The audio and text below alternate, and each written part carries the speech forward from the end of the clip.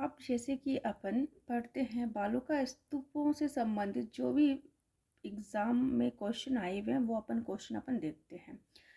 First question देखते हैं। राजस्थान में निम्नलिखित में से कौन सा एक बालूका स्तूप का प्रकार नहीं है? जैसा कि अपन ने सब पढ़ रखा है, बरखान है, पैराबोलिक है और सीप है, तो थली नहीं है। थली क्या है? थली है लूनी नदी के उत्तर में जो मरुस्थल है, उसका जो विस्तार है उसको कहा जाता है थली कहा जाता है। अब नेक्स्ट देखिए, बालूका स्तूप युक्त मरुस्थल प्रदेश बालूका स्तूप मुख्य रूप से मिट्टी अपरदन निक्षेपण का प्रतिफल है। इन्हें टीले, धोरे, धरियन आदि नामों से जाना जाता है। सर्वाधिक बालूका स्तूप कहाँ मिलते हैं? जैसलमेर में मिलते हैं। और सभी प्रकार के बालूका स्तूप कहाँ मिलते हैं? जोधपुर में मिलते हैं। तो पवन की गति के अनुसार बालूका स्तूपों को निम्न प्रकार से बांटा है। देखो, अनुदैर्घ्य पवना अनावृति रेखीय बालूका स्तूप, बरखान बालूका स्तूप जो कि अर्धचंद्राकार बालूका स्तूप भी इनको कहा जाता है, और एक अनुप्रस्थ बालूका स्तूप जो इनको जैसे जैसे पवन चलती है, जो हवाएं चलती हैं उनके अनुसार बांटा गया है। फिर आप देखिए नेक्स्ट, आकृति के अनुसार, तो आकृति के अनुसार बांटा है पैराबोलिक, जो अपन हेयर पिन के समान कहते हैं ना, पैराबोलिक, ठीक है। फिर सीप बालूका स्तूप और तारा बालूका स्तूप। नेक्स्ट क्वेश्चन देखिए, बालूका स्तूपों का प्रकार नहीं है, तो बालूका स्तूप का प्रकार कौन सा नहीं है? ईसेनबर्ग बालूका स्तूप का प्रकार नहीं है, पैराबोलिक है, बरखान है और सीप है। फिर देखिए नेक्स्ट देखिए, राजस्थान में कौन से क्षेत्र में तारा बालूका स्तूप पाए जाते हैं? तो जैसा कि अपन ने कल देखा था कि तारा बालूका स्तूप कहाँ पाया जाता है? मोहनगढ़ जैसलमेर में और सूरतगढ़ गंगानगर में। अब देखिए इसकी व्याख्या देखिए, तारा बालूका स्तूप हमादा के चारों ओर पाए जाने वाले बालूका स्तूपों को तारानुमा बालूका स्तूप कहा जाता है। तारा बालूका स्तूप जैसलमेर के मोहनगढ़ पोखरण क्षेत्र तथा गंगानगर क्षेत्र के सूरतगढ़ में मिलते हैं। फिर है अनुप्रस्थ बालूका टीले राजस्थान के किन जिले में मिलते हैं? तो देखिए, अनुप्रस्थ बालूका स्तूप कहाँ मिलते हैं? बीकानेर और गंगानगर में। अब देखिए, अनुप्रस्थ बालूका स्तूप इनकी ऊंचाई 10 से 40 मीटर तथा स्तूपों के मध्य दूरी 500 से 1000 मीटर होती है। ये पवनों की दिशा में समकोण बनने वाले बालूका स्तूप है। बीकानेर, हनुमानगढ़, रावतसर, गंगानगर के सूरतगढ़, चूरू और झुंझुनू जिले इत्यादि में ये मिलते हैं।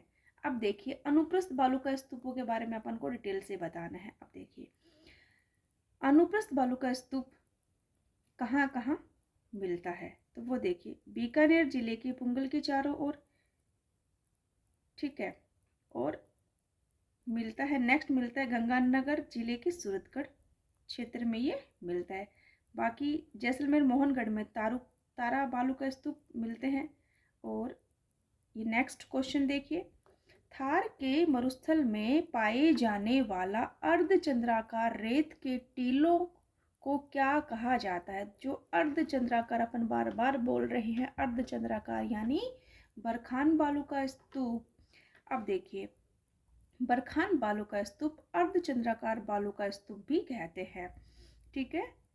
ये जैसे पाए जाते हैं भालेरी चूरू में, जैसलमेर, सीकर, सूरतगढ़, लून, करणसर, करनी माता, देशनो, बीकानेर, बाड़मेर, बालोतरा, ओशिया, जोधपुर, डीडवाना, कुचामन में बालूका स्तूप ये मंद पवना मतलब मुखी होते हैं।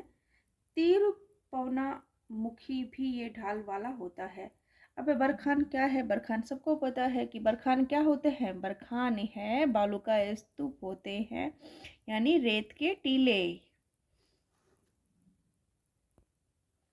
अब नेक्स्ट देखिए, बरखान बालूका स्तूप प्रधानतः राजस्थान के कौन से क्षेत्र में पाए जाते हैं? तो बरखान बालूका स्तूप जहाँ कहाँ पाए जाते हैं? अमूमन बरखान अपन मरुस्थल क्षेत्र में ही पढ़ते हैं, तो कहाँ पाए जाते हैं? जहाँ 20 से 35 सेंटी समवर्षा रेखा के मध्य पाए जाते हैं। नेक्स्ट क्वेश्चन है, बरखान पश्चिमी राजस्थान के कौन से क्षेत्र में पाए जाते हैं? तो कौन कौन से में पाए जाते हैं देखिए, ओशिया जोधपुर में पाए जाते हैं, भालेरी चूरू में पाए जाते हैं, देशनोक बीकानेर में पाए जाते हैं। फिर है नेक्स्ट क्वेश्चन है, बरखान या बरकान स्थलाकृति किस भौतिक विभाग से संबंध रखती है? ये रखती है मरुस्थलीय प्रदेश से रखती है। फिर नेक्स्ट क्वेश्चन देखिए, सीप एक अनुदैर्घ्य बालू का स्तूप है। बरखान के निर्माण में जब पवन की दिशा में परिवर्तन होता है तो बरखान की भुजा आगे की ओर समांतर बढ़ जाती है, जिसे सीप कहा जाता है।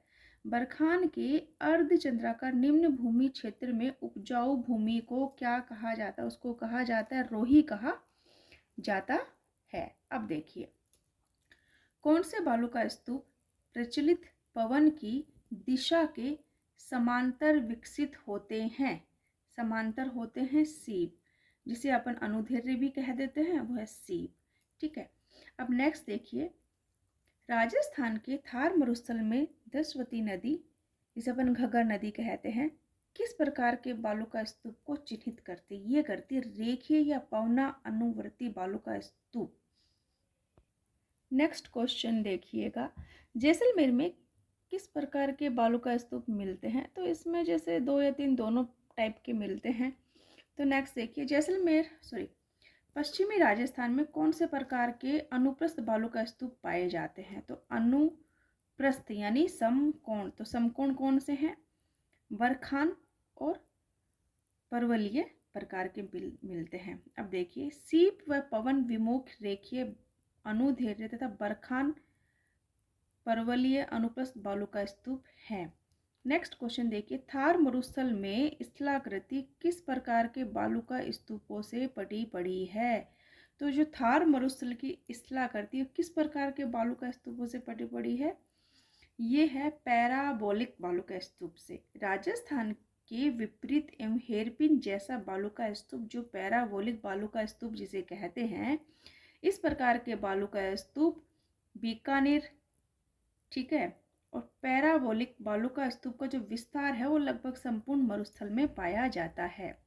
नेक्स्ट क्वेश्चन, थार के संदर्भ में पैराबोलिक क्या है? तो पैराबोलिक अपन बार बार पढ़ते हैं, जो कि सर्वाधिक कहाँ पढ़ते हैं? शेखावटी क्षेत्र में अपन इसको पढ़ते हैं। और ये कैसा है? एक पिन के समान है। और ये क्या है? ये बालू का स्तूप है। नेक्स्ट क्वेश्चन देखिए, राजस्थान में पश्चिमी मरुस्थल में सबसे प्रमुख बालू का स्तूप है।